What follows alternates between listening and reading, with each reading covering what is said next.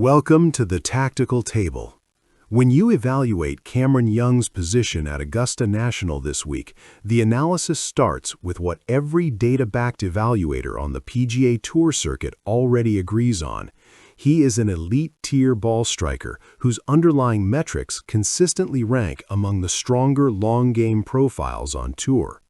But in major championship environments, especially at Augusta, the conversation always shifts from raw ability to execution under pressure. What has defined Young's earlier major championship appearances, as noted in repeated broadcast and post-round analysis, is not a lack of skill, but a gap between tee-to-green performance and conversion on and around the greens, particularly in high-leverage scoring situations.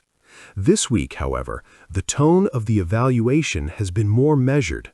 Across the opening rounds, the focus from analysts has been on his decision-making discipline, particularly in avoiding the classic Augusta mistake, short-siding oneself and creating recovery shots from below the hole positions. At Augusta National, that distinction is critical.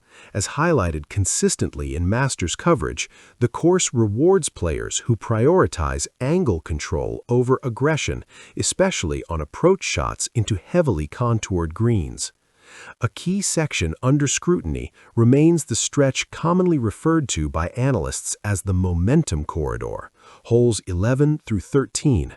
Historically, this is where Masters contention either stabilizes or collapses. The margin for error is nearly narrow, and broadcast analysis over decades has shown that even the most talented first-time contenders often lose ground here due to conservative indecision or overly aggressive targeting. From a performance profiling standpoint, Cameron Young's current standing is being assessed through three primary analytical lenses used in elite-level coverage. First, whether his ball-striking consistency can sustain across all 4 rounds at Augusta's demand level.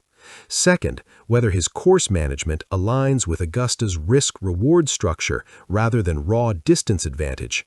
And third, whether his putting performance can hold steady under final round championship pressure, where historical data shows significant volatility among first-time leaders. The conclusion from a pure analytical standpoint is straightforward. Cameron Young's game fits the profile of a legitimate contender in an Augusta environment, provided that the short game execution remains stable when pressure peaks on Sunday. At Augusta National, that final variable, execution under pressure, is ultimately what separates strong contenders from Masters champions. If you enjoyed this episode of The Tactical Table, make sure to like, subscribe, and share for more deep-dive sports analysis and tactical breakdowns each week.